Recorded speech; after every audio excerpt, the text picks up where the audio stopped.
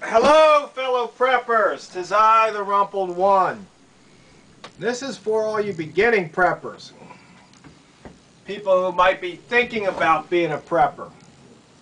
Zion Prepper sent me a copy of his book, Prepper'S Handbook. He asked me to do a review. That's his pen name, of course. And what he wrote in the letter to me, he says, the Prepper'S Handbook provides a simple overview of preppers, their mindset, and how they prepare for a SHTF, stuff hits the fan situation. So if you're not a prepper, maybe this is first day of thinking about being a prepper, you might want to use this handbook.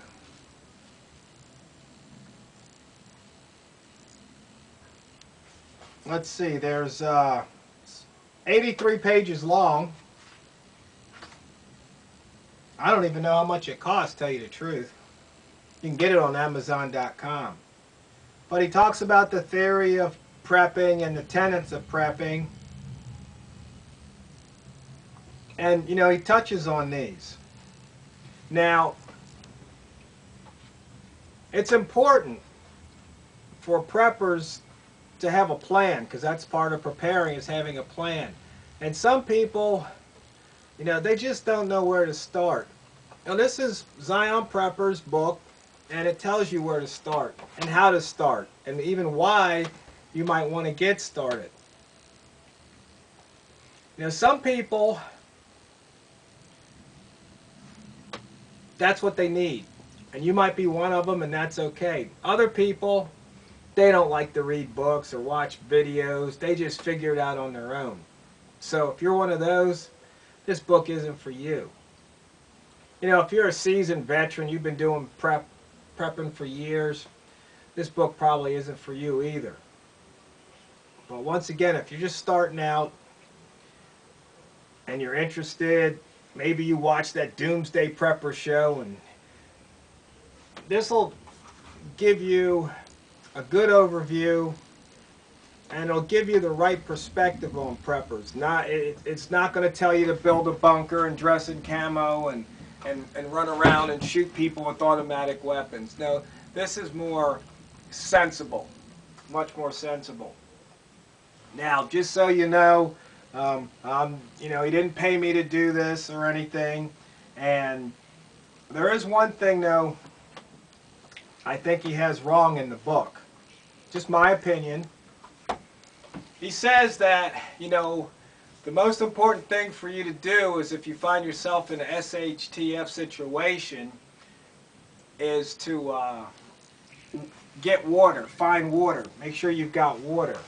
Well, I disagree for a couple reasons. Number one, even in his own book, you can go about 3 days without water. But if you find yourself too cold or too hot, you may perish in about 3 hours. So what's even more important than water is you have to be able to regulate your body temperature. So you might need to build a fire, you might need to build a structure, or both. You don't want to be exposed to the elements. You either get hypothermia or hyperthermia, too hot, too cold. You don't want that. It'll kill you. It'll kill you in less than a day. So I think that's one mistake. But even more important than that is air. You can't go for about 3 minutes without air or you die. But, we take breathing for granted. But there's certain situations where maybe there's a fire and there's a lot of smoke. You need to be able to breathe. Of course, if you find yourself underwater, well, you better get to the surface quick, right? So that's the only thing that I really take exception to. Water really comes number 3 on the list. It's air, regulate your body temperature, and then water.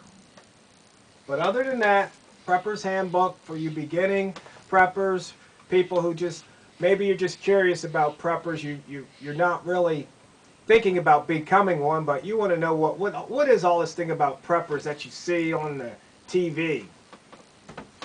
So that's my review. I hope you liked it, Zion Prepper, and thanks again.